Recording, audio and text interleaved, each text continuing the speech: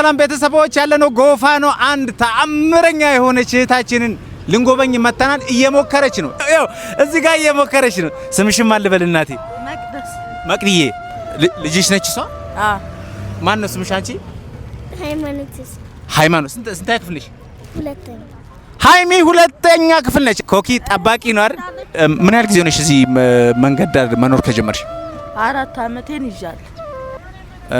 እንደዚህ የተቸገሩ ሰዎችን የሚያግዝ ተቋም አለ። ዙሚ ኢንዱስትሪ ፒኤልሲ ይባላል።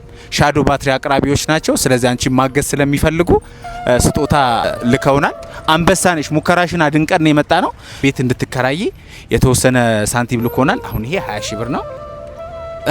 ይሄው 40 ሺህ ብር 40 ሺህ ብር 40 ሺህ ብር 50 ሺህ ብር ሻዶ ባትሪ ነው። ይሄ ባትሪ ማገዝ የምትፈልጉ ካላችሁ ያው ታላችሁ በሀገር ውስጥም በሀገር ውጭም ያሉ እህት ወንድሞቻችን አሉ፣ ያግዙሻል በእርግጠኝነት። በጣም አመሰግናለሁ። እኔን እንዳያችሁኝ ፈጣሪ ሁሌም ያያችሁ።